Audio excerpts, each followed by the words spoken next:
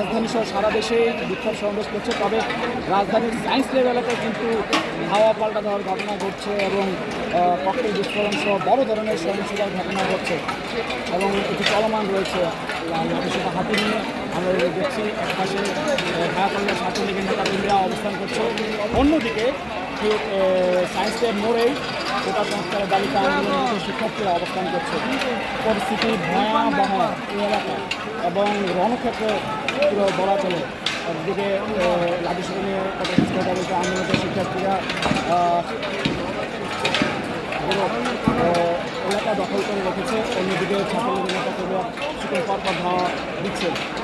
তো আমরা এই মুহূর্তে রংপুরে চলে যাব, আমাদের অপর সহকর্মী প্রকুল শাহিন রয়েছে, সেখানেও কোটা সংস্কার দাবিতে আন্দোলন বিক্ষোভ হচ্ছে। প্রকুল, আপনি একটু বলবেন রংপুরের কী অবস্থা?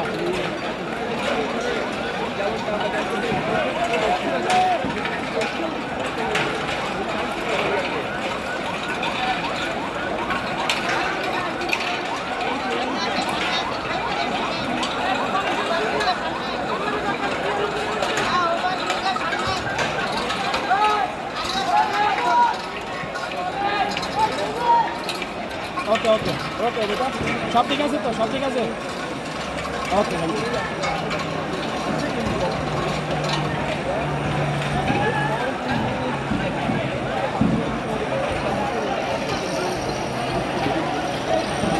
ছাত্ররা তো ওইখানে চলে গেছে, এই ঢাকা কলেজের গেটে চলে গেছে।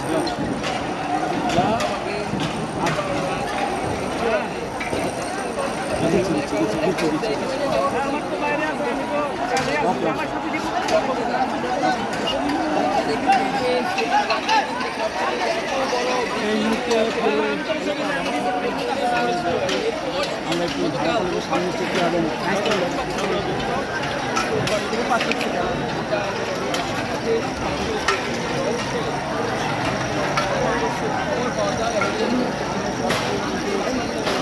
অনেক শিক্ষার্থী আজকের এই হামলায় ধাওয়া পাল্টা ধাওয়া ঘটনায় অনেক শিক্ষার্থী আহত হয়েছে। আজকে অন্যান্য দিন এই আন্দোলনে বিশ্ববিদ্যালয়ের শিক্ষার্থীরা আন্দোলনটি চালনা রাখলেও আজকে কিন্তু আন্দোলনের নতুন মাত্রা যোগ পেয়েছে। এখানে